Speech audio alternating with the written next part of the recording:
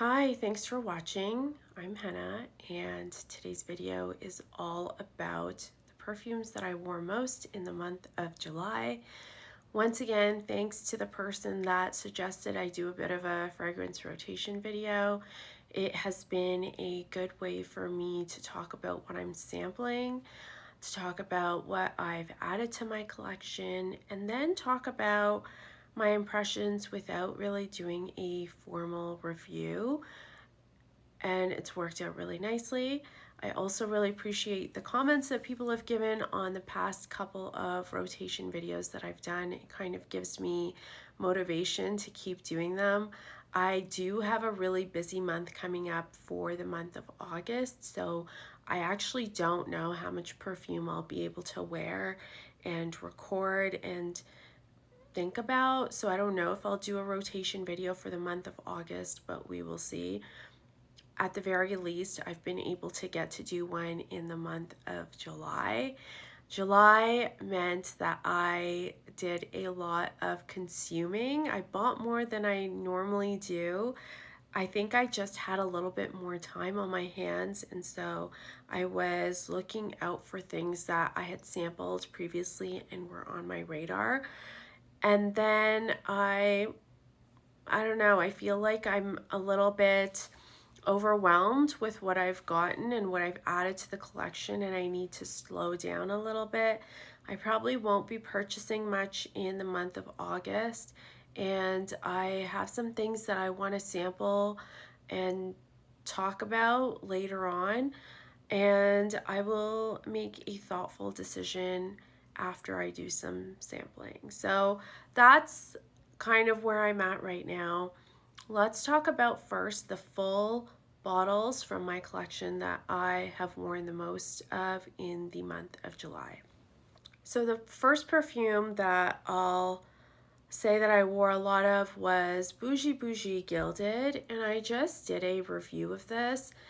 My review was inspired by watching Pia and Nick's old YouTube channel. I think it's called We Like to Smell. And I was also inspired because I had been wearing a lot of Gilded in the month of June, and then I continued to wear even more of it in July. So I did wear a lot of Bougie Gilded. This is a really gorgeous saffron and incense perfume. It's quite luminous and beautiful to wear. Incidentally, Bougie had a sale on their website. I don't know if that's still going on, but I will link it below and you can see if there's still a sale happening.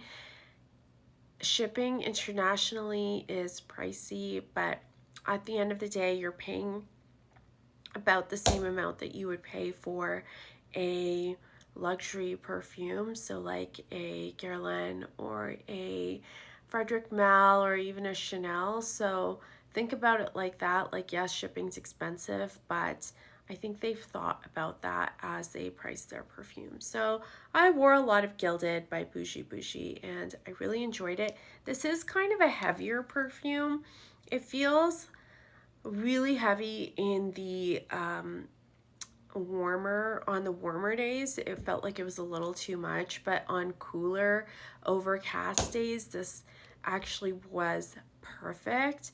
And I think that it's a perfume that I could have out and in my rotation for the whole year. So I did enjoy wearing it, and I'm just gonna keep it out. I did reorganize some of my perfumes so that I can keep more perfume out. So this is one that I will be wearing a lot of. The next perfume that I wore a ton of this month was Musc de Sables by Les Indemodables. This is a fluffy orris and ambergris perfume. I find it to be really easy to wear, and again, I really liked this on days that weren't super hot. I could smell it the whole entire day. I don't know if people just find that this becomes too much of a skin scent, but I like kind of how soft and fluffy it is instead of being very heavy and loud in its wear. So I appreciate how chic this feels when I wear it. So that was Musc de Sable. The next perfume that I wore a lot of this month was Neroli Outrenoir by Guerlain. This is a newer addition to my collection. I was able to pick up a bottle that was slightly used, and this is kind of the perfect summer perfume for me. It has a really sparkling citrus opening, like a bergamot, and it's a tea perfume. There's black tea, there's green tea, and that blend of citrus and tea is actually super refreshing and light and effervescent. Despite this having so many citruses in it and feeling so refreshing, this has incredible longevity, so I could smell it for most of my day when I wore it. And my experience with it was different than the sample that I had, but I think that that is because I had a dabber sample, and so you never really know how much you are applying on your skin. When I wore my sample, I felt like the perfume didn't last a very long time, and I didn't love that about it. Like, it was gone in an hour or an hour and a half basically, which really isn't enough time for me to enjoy it. But when I spray it out of this bottle, I can smell it for way longer, and I really enjoyed it. I really loved wearing this, and this is definitely going to be a summer perfume that I reach for a ton. So that was Neroli Outrenoir by Guerlain. I would say that this is my summer Guerlain, and my winter Guerlain from this line would be Bois d'Harmonie. And if I have those two, I kind of feel like my collection is very complete. I also didn't have a ton of tea perfumes in my collection, and so this is like a perfect tea perfume for me, and I loved wearing it. So that was one of my most worn for the month of July. The other perfume that I wore a lot of, and I've mentioned this already, was Prada Infusion d'Amande. I wore this a lot because, again, it's new in my collection. I hadn't really sampled it properly. I had sprayed it here and there when I was at duty free at airports over the years, but then when I added the perfume to my collection, of course, like when you get a bottle, you can experience it a little bit more fully. No regrets about this. This is kind of another perfect summer perfume because it has a linen kind of feel after a little bit. It smells clean and fresh, and it's perfect to wear on a really hot, really sticky kind of day because no matter what is going on, it really just smells light and clean. I wore this to a dinner that I had, and I think it was perfect because it didn't interfere with the food, and it also didn't announce itself too much. It's crowd pleasing. It smells, again, kind of chic and pleasant, and it's not it doesn't insert itself into the conversation. I feel like sometimes when people meet me in real life, they expect to get a hit of a really strong perfume, and I actually like to wear things that are very understated for that reason, for those occasions, and this one is a perfect one for that. I like that it is so understated. So that is Prada Infusion d'Amande. I think this is really like a perfect workplace scent. It's a perfect scent when you don't want your perfume to be too noticeable. That is a good one for those occasions. The last perfume that I wore a ton of this month, and I actually bought this at the same time that I bought the Prada Infusion d'Amande, is Lagerfeld Classic Eau de Toilette. This, again, is a newer perfume to my collection. I did give some away. This is a powdery, I would say, woodsy incense perfume. It is marketed to men, so it is a masculine scent. But for me, I just love the powdery, creamy sandalwood that's in this and the incense that's in it. It's kind of the perfect powdery sandalwood perfume. I love it. I have used it as a room spray also. This bottle was only $30, so it is a cheapie. I sampled it earlier last year, I want to say in September, and I finished my decant of it, and then I just kind of had it on my wish list. And then the next time I was placing an order, I ended up buying it too. Highly recommend sampling this, or just even blind buying it because it isn't too expensive. If you don't mind having a cheap bottle of perfume lying around, if you don't like it, you can always gift it to someone, I think, without losing a ton of money. It's just such a gorgeous sandalwood perfume. Again, use it as a room spray if you don't enjoy wearing it. I definitely have done that because I like my house to smell like sandalwood, and it reminds me of Indian sandalwood incense. So if that is a scent that you like, you could get this and wear that scent as a perfume. Now let's talk about the perfumes that I have been sampling. And I haven't been sampling too much, at least not in the way of sampling in order to buy. But I was sent this sample set by Perfumehead. This is an American brand of perfume. The company is out of LA, and I have been dying to try these perfumes since one of them was nominated for an Art and Olfaction Award last year. The one that made it to the finalist list was Room Number. And so this was one that I tried on skin right when I got this set. And ultimately, I decided that this one is not for me.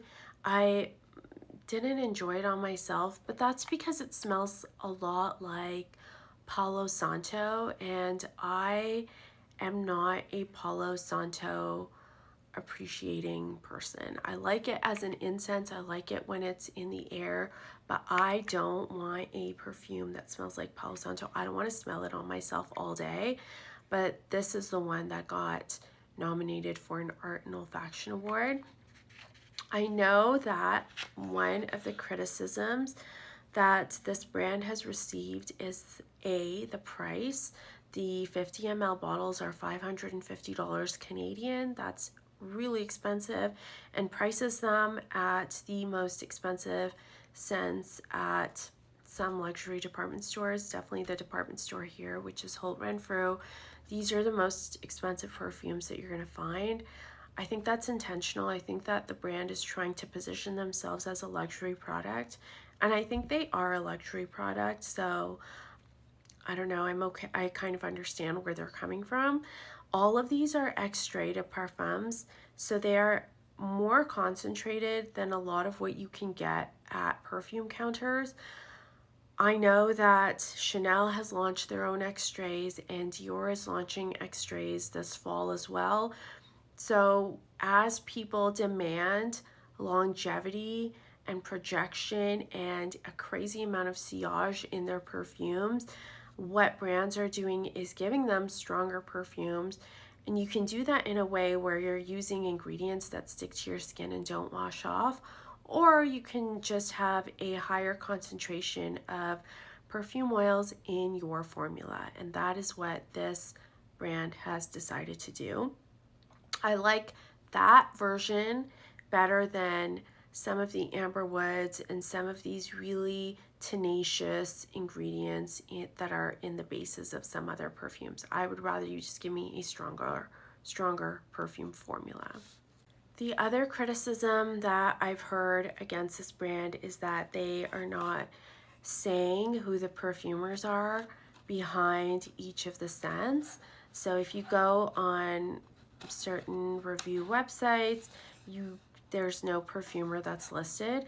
However, when I went on the Art and Olfaction website, I was able to see that there's a perfumer listed for Room Number, and so I don't think that they're necessarily hiding who the perfumer is. I think they're just not telling you everything for you to know. I think in 2024, we are just so used to receiving all the information that there's kind of a demand for who the perfumer is and all the information about the scent, but then we don't really even do anything with that information. Like, once I found out who the perfumer behind Room Number was, it didn't impact what I thought about the scent.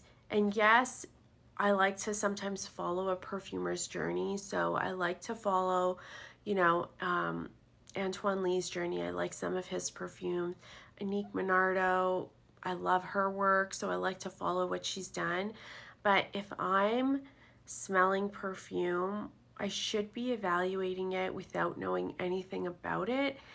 And that's also how the art and olfaction winners are picked. Like, the jury is sent perfume samples and that's it. They don't get notes. They don't get to know who the perfumer is. They're just evaluating the perfumes blindly, and it kind of makes the winners a little bit special because you know that there's no bias or agenda when they're picking the winners. So that's kind of cool. I don't think that I need to know everything about the perfume to be able to appreciate it or to be able to decide whether I want it or not. Again, in this day and age, you can get all the information, and that's one way to launch a brand, is to share everything. But then the other way to do it is to have a sense of mystery. And if you check out this brand's website, there is kind of a storytelling there. There is a vision. They even suggest a time of day that they recommend some of these perfumes are appropriate for. But there is also a sense of mystery because you don't see a lot about the person that's behind the brand. You don't see who the perfumers are. You just kind of get some images. You get film and media that go with each of the scents.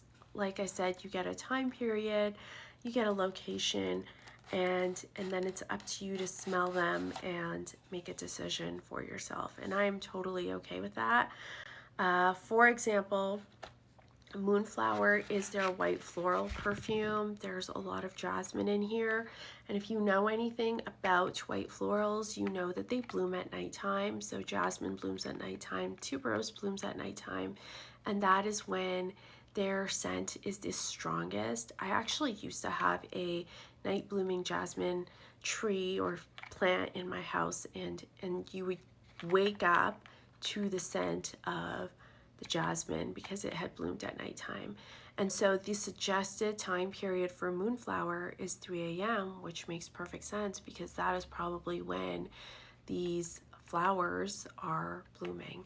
I haven't tried this one on skin, so I can't say a lot about it, but I did smell it on strip, and it is a white floral, and the suggested time period is 3 a.m. So that's kind of cool.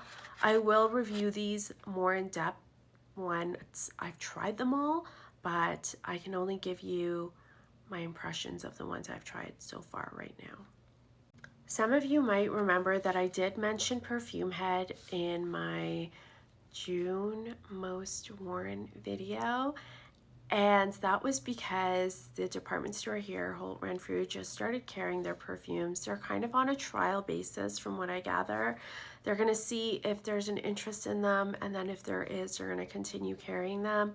When I went to check out the perfumes in person, I tried Canadian Tuxedo on one arm, and I tried Cosmic Cowboy on the other arm.